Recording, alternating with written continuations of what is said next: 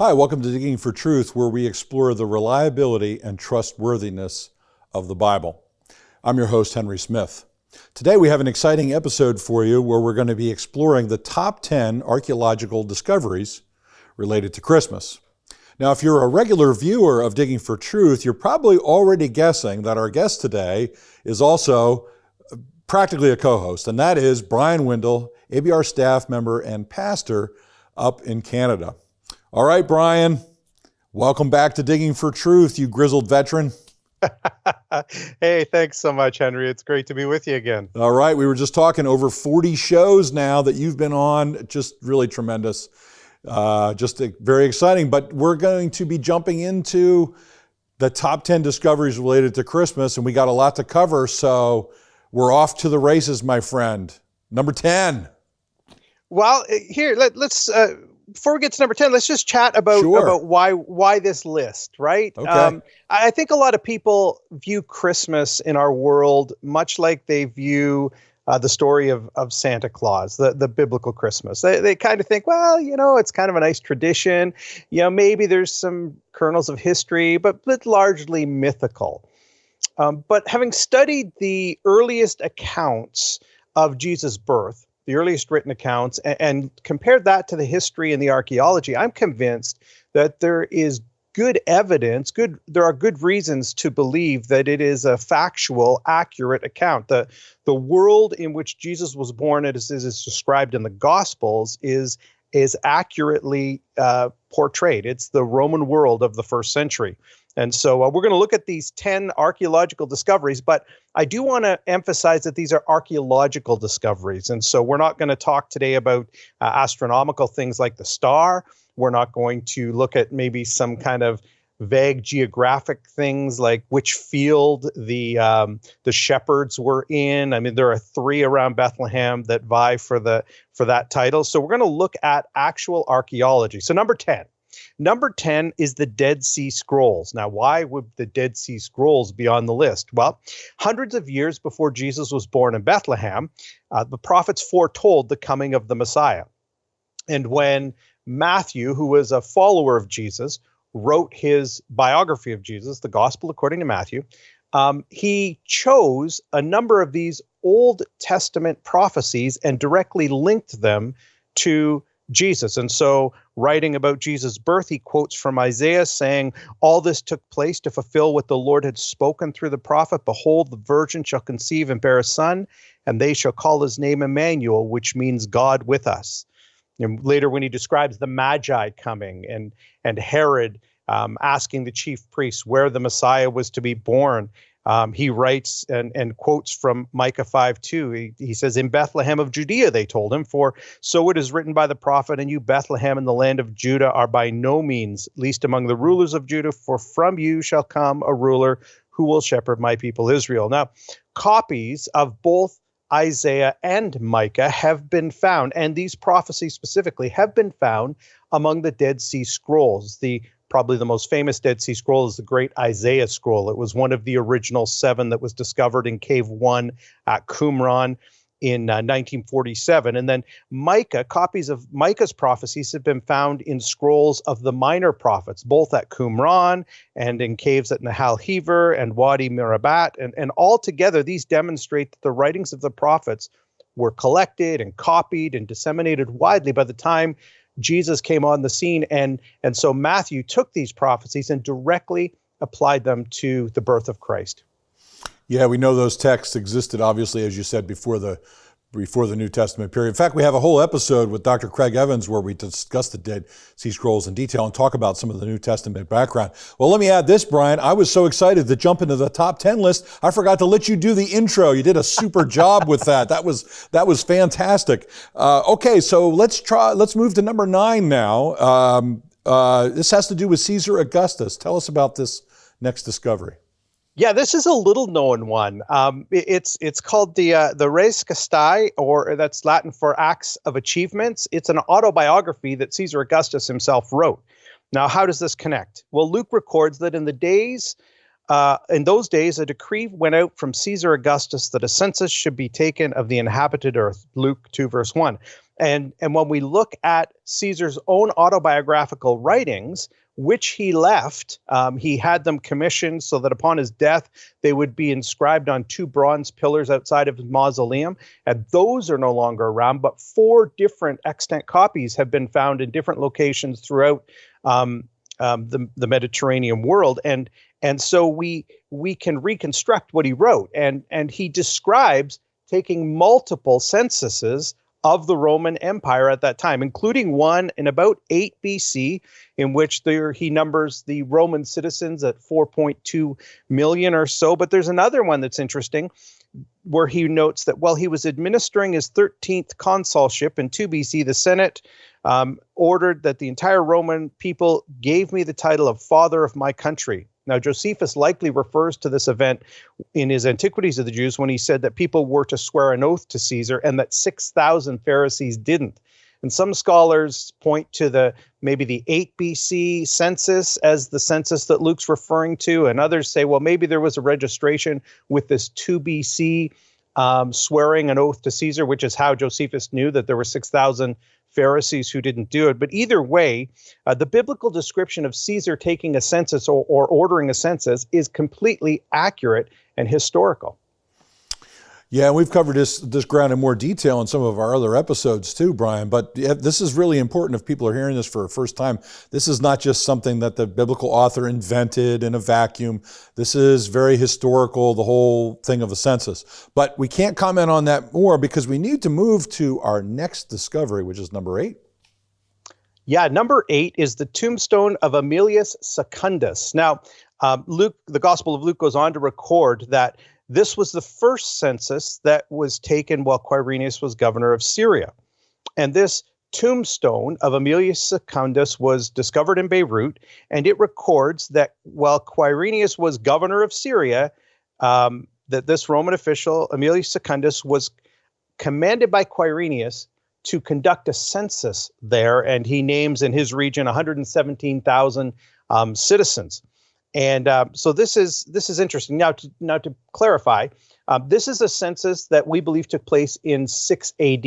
So not the census that took place when Jesus was born, which would have been an earlier census. And that might be why Luke says this was the first census that took place. The second thing is that maybe Quirinius was ruling as governor of Syria at an earlier time. We know that he was governor of Syria in 6 AD. Maybe he was earlier. There's a tombstone that has been discovered that says someone was twice legate. The name's missing, so could be Quirinius, or at least that was plausible. But here's the thing. Luke doesn't say he was the governor. He says he was governing Syria. And we know that Quirinius held a number of titles. He was governor, he was duumvir, he was senator, he was consul. All of those could be described as governing. But here's how I do. I step back and I go, you know what? The description of Quirinius that we see in the Bible is consistent with the type of man who Caesar Augustus trusted to oversee censuses. Good stuff, Brian. Okay, we're up on a break, so we're going to come right back and continue with our countdown. Don't go away. In a culture of intense Bible-denying skepticism, Associates for Biblical Research exists to strengthen followers of Jesus by affirming the authority of the Bible. Our archaeological fieldwork and original research form a strong foundation in upholding the reliability of the Scriptures for students or anyone asking if they can really trust the Bible. Please visit our website and partner with us by joining our prayer team or financially supporting this ministry. And thank you for standing with us. Watch Lighthouse TV wherever you go.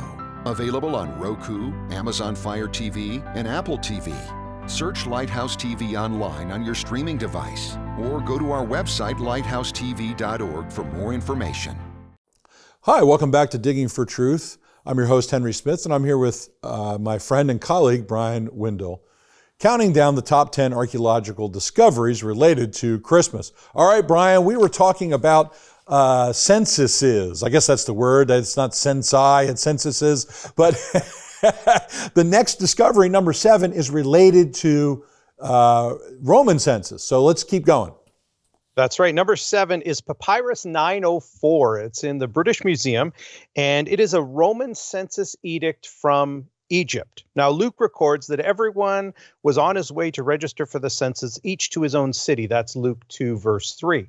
And we have a copy of this edict from Gaius Vibius Maximus. Now, this dates to about AD 104, so about a little more than 100 years after the birth of Christ. And he was the prefect of the Roman province of Egypt, and he recorded this edict, and it reads this way. Gaius Vibius Maximus, prefect of Egypt, says, seeing that the time has come for the house-to-house census, it is necessary to compel those who, for whatever cause whatsoever, are residing outside of their home districts to return to their own homes, that they may carry out the regular order of the census and may also attend diligently to the cultivation of their allotments. Now, a couple of things here. First of all, it's interesting to note that the word that is the Greek word used for census in this edict is the same Greek word that Luke uses. And secondly, some people have said, well, there's no evidence that during a Roman census, people were required to return to their ancestral homes. But what this census tells us was that if people owned property in a particular place, they were to go back to that particular place. And so when we look at that and view the story, the Nativity story through this, it could be that Joseph owned property in Bethlehem. We've assumed Joseph lived in Nazareth. He might have been from Bethlehem and just went to Nazareth to get his wife Mary. And so if he owned property in Bethlehem, that might be why he was returning to Bethlehem. And that would fit with both with what Scripture says and with what this edict says. So that was number 7.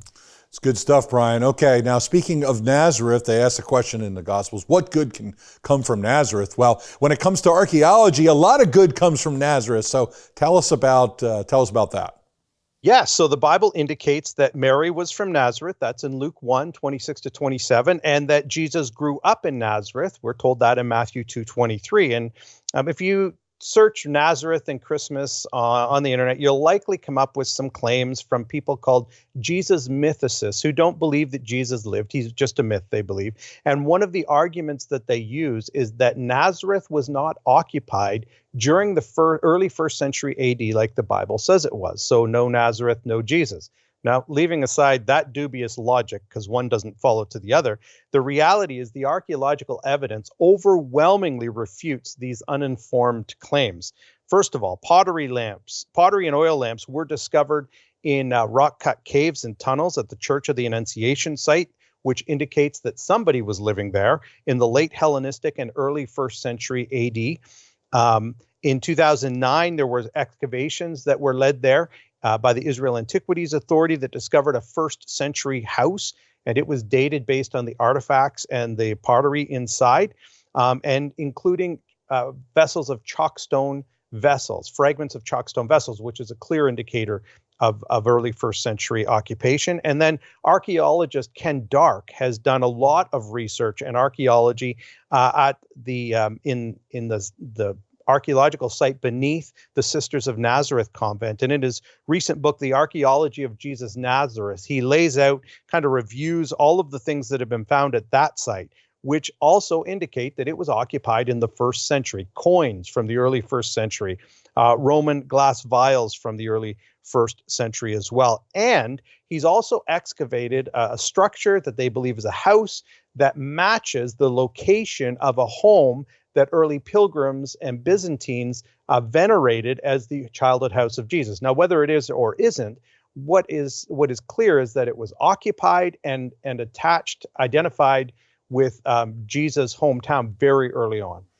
Yeah, that's important historical evidence. All right, Brian, we just urge people to consider that. And remember, when skeptics claim there's no evidence for X, we should just wait and see what happens. And most of the time that turns out to be fallacious. All right, let's go to a little town of Bethlehem, number 5.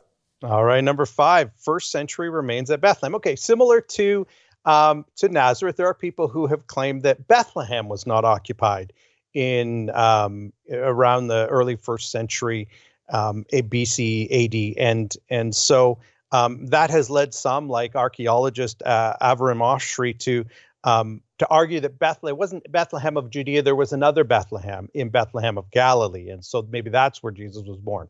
But the Bible is clear; it was Bethlehem of Judea that he was born at. And listen, there is sparse evidence from Bethlehem, mainly because a major modern city is over top of the site, and there hasn't been any long, significant archaeological excavations. But just because it's sparse doesn't mean it's non-existent. In 1969, there was a survey done by Gutman and Berman, and they discovered artifacts from the Roman period located to the southwest of the Church of the Nativity. And more recently, in 2015 and 2016, there were excavations again done to the southwest, at the southwest corner of the Church of the Nativity, and they went down to first century AD levels. And in an on-site interview, archaeologist Shimon Gibson stated, "This is the southwest corner of the Church of the Nativity. We're sinking a trench down to the early levels, and we have, without a doubt, pottery from the time of Jesus. What we've been able to prove up until now is the existence of a village from the time of Jesus. This is very important." So it's clear, yes, Bethlehem was occupied during the early first century, at the time Jesus was born, right around that turn of the century there, just like the Bible says. Excellent, Bryan. All right. Well, in Bethlehem, there was a manger, and we're going to have to wait for that discussion for our next segment, Bryan. So, friends, thank you for watching Digging for Truth. Don't go away. We will be right back after this break. ABR is excited to announce the publication of Volume 2 from our excavations at Khirbet el-Maqadir. The volume details archaeological remains from about 350 BC to the 8th century. This includes a New Testament village that may have been visited by Jesus. Over 400 pages of analysis, photos, and maps. You can pick up a copy today by visiting BibleArchaeology.org. Digging for Truth is produced and recorded in the studios of Lighthouse TV. Positively different.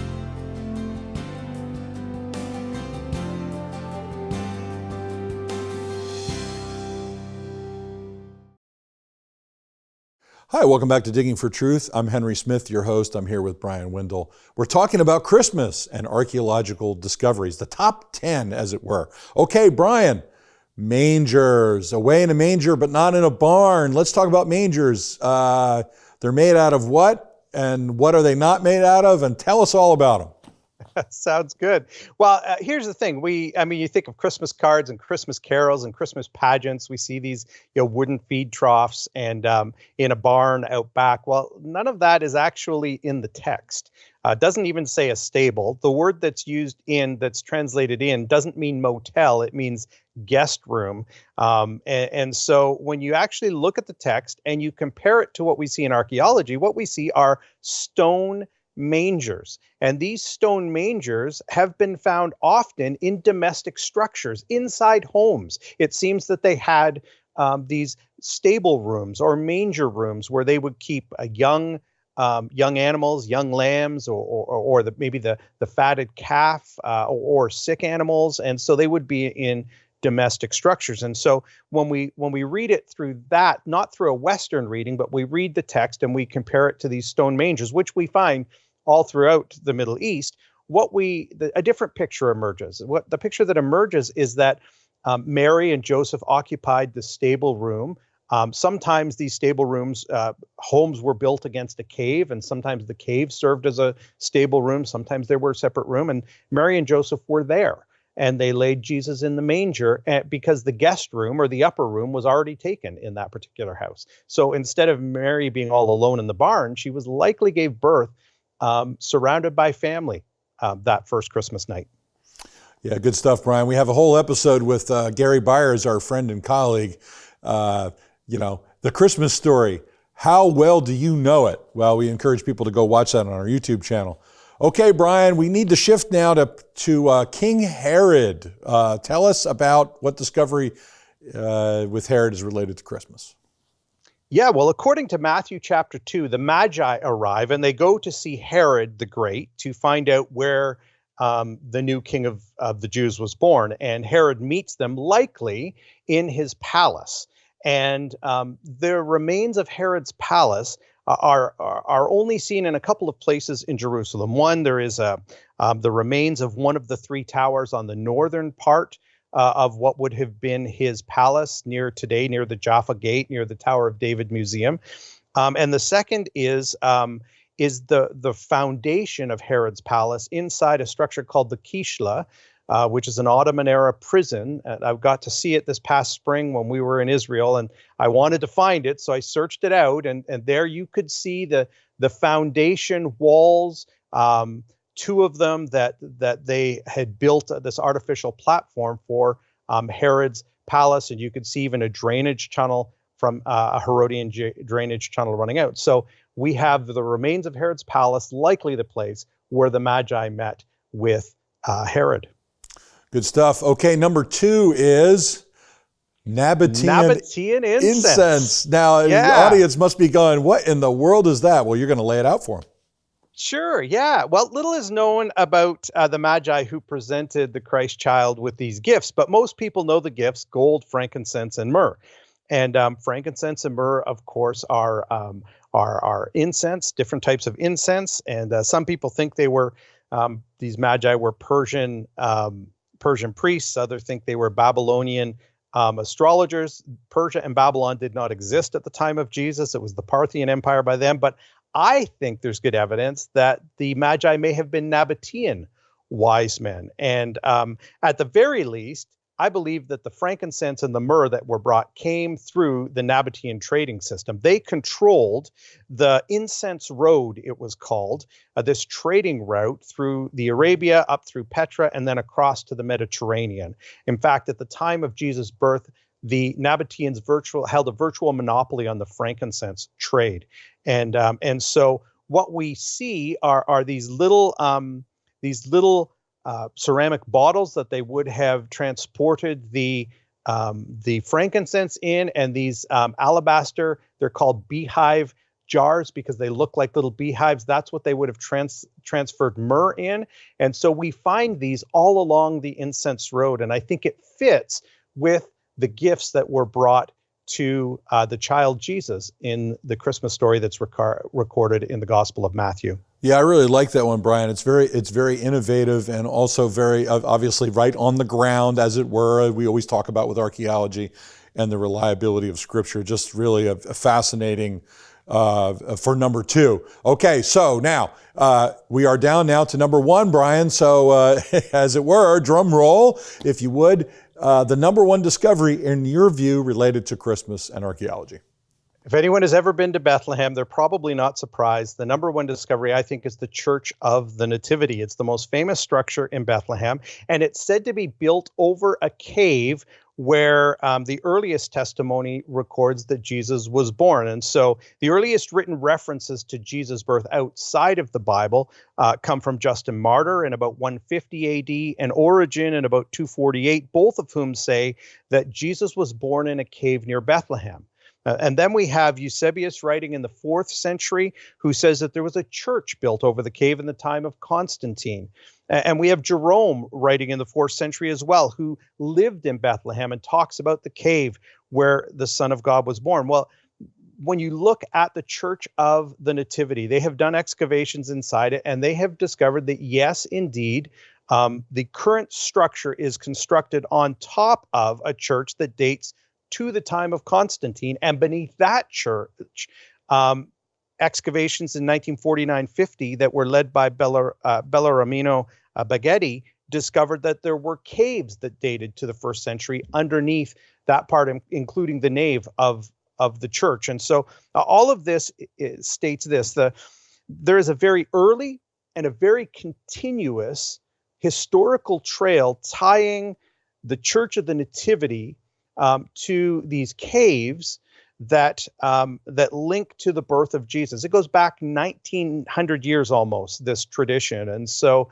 I think there's good evidence to suggest that this particular site, which, by the way, is right near where the 1st century occupation finds were found, I think there's good evidence to suggest that this is the site that commemorates the birth of Jesus, the actual site. Yeah, really powerful evidence. And when you can trace it back that far, sometimes traditions don't go back far enough, but this one certainly does. Well, Brian, another stellar performance. Thank you for all the hard work you put in.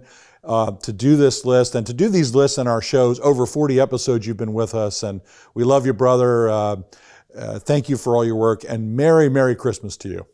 Thanks so much. The same to you and yours, Henry. Thank you. Well, friends, thank you for watching Digging for Truth. We want you to consider the claims of the Bible, the entrance of the Son of God into the world at Christmas time, who is born of a virgin, lives the perfect life, and dies for the sins of the world. But remember, the Christmas is just as important as the death of Jesus. His coming into the world and living that perfect life leading up to his crucifixion and resurrection.